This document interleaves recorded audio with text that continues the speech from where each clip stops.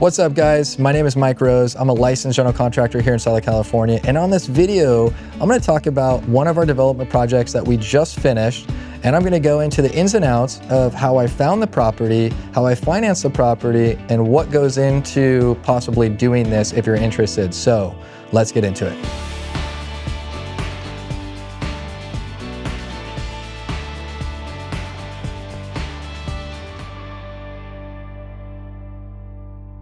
One of the big takeaways you should understand is you got to find what areas you want to develop. So one of the main reasons I picked the area I did, I think the school district's really good. And I think school districts sell homes. The community itself, like having a good community where people take care of their properties, everyone's kind of friendly, those also help. And there was a big spread. I mean, there were homes selling for $1 million, there were homes selling for $5 million. So there's so much in between where it wasn't like you just had home selling for, $800,000 and then a really nice one selling for like 1.2 million. And it's like really close margins together. This one was like the margins were all over the place. You had really small homes, you had really big homes, you had new developed homes, you had homes that basically just need to be tore down. So that was one of the reasons I like that area. The realtor agreed that this is like a great area to do it. So if you are looking to do this, it is very important to work a good relationship with local realtors in that area. Reach out to them, tell them what you're trying to do. Realtors are important because they're gonna let you know what the market can support in the neighborhood that you wanna build the house in. So they're gonna know where your bottom line should be, like what you should be buying this house for. And then if you put X amount of dollar into it, rebuilding it, what can the market support in that neighborhood? So it was really important for me to work with a local realtor who knew the area well, who had a good reputation. Be sure to look at your intangibles of the neighborhood you're going to be working in, and then your caps. So where the property starts to where it potentially could go to. Those are going to be two things that you really need to look at before buying in the neighborhood. For me, I think it took a little over 1.5 years that Asika came up. It was an off-market deal. The house was in really bad shape. It needed a ton of work. So I had to go to someone who was willing to not go through home inspection reports, and you wouldn't have to get appraisals necessarily involved. So it just ended up being kind of like the perfect opportunity.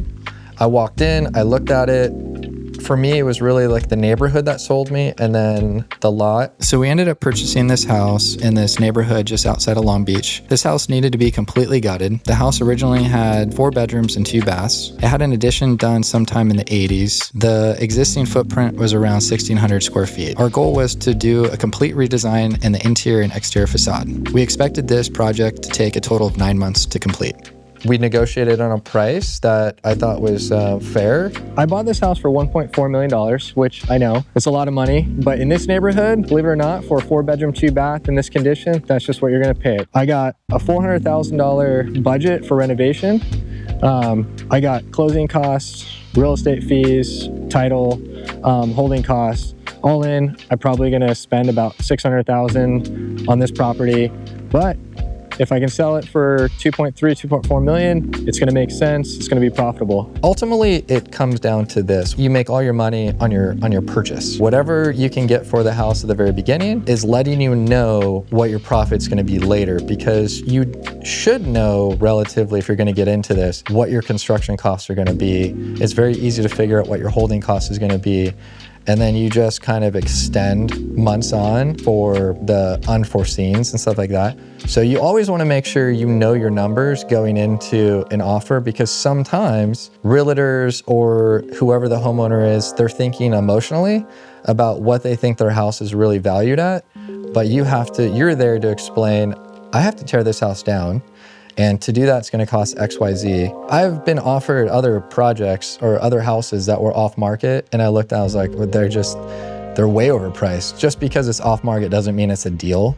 I mean, we had a lot of realtors that are friends of ours, and I would kind of mention it to them, the idea that I wanna look at finding a house, and they would always be like, oh, you wanna fix it up, you wanna flip it. And I'm like, nah, I don't want the flipping game. So I wanna go in, I'm gonna like take everything out completely 100%, or like level it and then start over. This original model home was about 1,600 square feet. So the kitchen's not very big. It's tucked right basically in the back of the house. Here, it's kind of dark. Look at this. Look at how low this counter is right here. A lot of low ceilings, popcorn. But right here, it turns. This was actually a slider and this went to the backyard. They had this addition done, I think back in the 80s. They added on roughly, I think like 450 square feet. So they have a great room right here, and they have a closet and a bedroom down the hall. Right here, we got furnace and old water heater. You would think, this is the bathroom right here. You would think for 1.4 million, I would get a toilet, but you don't. I don't even know why, but there's no toilet in here. It's pretty dirty. They even left their, I don't know, it's like a makeup bag or, I don't know, bath bag or something, I don't know. And then check this out. So this is a cool feature. I do like that these are floor to ceiling windows. Obviously these are original. This is all single pane and needs to be replaced, but I do like that it has a lot of light. Maybe putting sliders here or something would be really cool. And then this bedroom over here, this one's actually bigger. So this one's a little bit longer. It's almost about the same size, but has the same thing. It has floor to ceiling windows, which I think is a really cool feature. And then the closet's right behind you, right there. Now, one of the special features right here is the primary bedroom.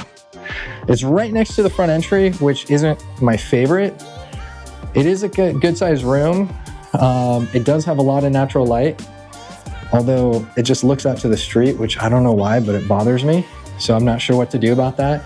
But this thing in here, I mean, this is the way, like she was living like this. Like this was her bathroom. This is crazy to me. Toilet's right there, small little vanity, shower. All this has to go. Like this is not gonna work. I mean, the closet is in the bathroom. And then we're gonna find a new place for that. I got a lot of plans for this house. At the same time, I wanna get it demoed. I wanna get a lot of the walls and ceilings stripped out and see what I'm dealing with as far as like the guts and the meats and bones of this house. When you start looking at this kind of stuff, you're not gonna wanna get a conventional loan. I don't know about you, but like I wasn't prepared to just use like all of the money cash. Let's say you buy $1 million property, you also have to have the money to renovate it. Like no one's really gonna fund the renovation for you. I went and started talking to different lenders, and I had a friend who set me up with a hard money lender. And if you're not familiar with hard money lending, all it really is instead of having a traditional bank, you go to these people who are more or less in charge of funds, and they have to make the funds work for them. So they're looking at getting a percentage on their money. So if you need to borrow $1 million, a bank's maybe borrowing it at like 8% right now, you're gonna pay 10%. And then you're gonna pay escrow documents and loan document fees. You're gonna have all the normal fees that you would have in a traditional loan, but these loans don't come with the stipulations of a full appraisal on the house or going through underwriting and bank statements. You're already kind of pre-approved with these people. They look at what kind of business do you do? Is this the first time you've done this? How much money do you actually have? Do you have other assets? So there's a lot of stuff. So for someone who thinks they're gonna come in the game, no money down, I have no assets, no nothing, you're gonna get into this. I don't see how that's possible unless you just have a ton of different partners. Now, some hard money loans will allow you to do 80% of what you figure with construction. So if you buy $1 million house and you figure the construction is going to be $200,000, they figure they're going to loan $1.2 million. That's going to be the total loan amount. And you still have to have 20% into the project. They never want to be more than 80% of the total project cost into it. So if you think you're going to come in and spend no money, however you do this, you're going to have to come up with that 20%. That means to you that you're not gonna get $1 million loan. It means that you're gonna get from your hard money lender, you're gonna get an $800,000 loan. You're gonna put 20% down, so you're gonna put $200,000 cash down, and then you're gonna have another $200,000 that you're gonna have to use for the renovation budget. So to your investor, whoever your partner is, or to yourself, you need to know, I need $400,000 sitting in a checking account or something that you're gonna pull from to use for this project. And on top of it, you probably want even a reserve on top of that, because you're gonna have interest payments from the loan. The hard money lender every month is gonna have an interest payment. And let's say you use 10% on 10% of 800,000, that's an $8,000 a month payment that you're gonna be making until the house closes. So you need enough money for the down payment. You need enough money for the renovation. You also need enough money to make these interest payments. The other thing that people don't tell you is that you have to get insurance on the house. If you start tearing houses down, there's a thing called builder's risk insurance. And once you have a loan on a property and you start ripping the property down, the builder's risk insurance is basically insurance to the bank or the lender saying, hey, if this guy doesn't finish or something happens, their money is protected. Once the property is completely finished and done and you get final occupancy or final inspection, then the builder's risk insurance can go away and you can get regular property insurance. You have to understand that you're gonna be paying property tax throughout that project. For us, I got two bills. I got my supplemental property tax, which is like after you finish, or once you buy the property, it's like a couple months down the road, you get whatever the old property tax was. Then you get a supplemental property tax that basically shows now that you've purchased it, the property tax has changed, it went up, so you get a new property tax bill, and then it also shows you what your next 6-month payment's gonna be. So all in all, you probably make 2 or 3 payments of property taxes, so you gotta have that money there too. So there's little incidentals that obviously come up. You're gonna have utility bills that still happen. You're gonna use electricity, you're gonna use water, all of those things. You could have public works that require certain things. So there's little things that you have to account for. It's not just, yep, purchase a property, I do my construction, I have those 2 things, and then I'm done.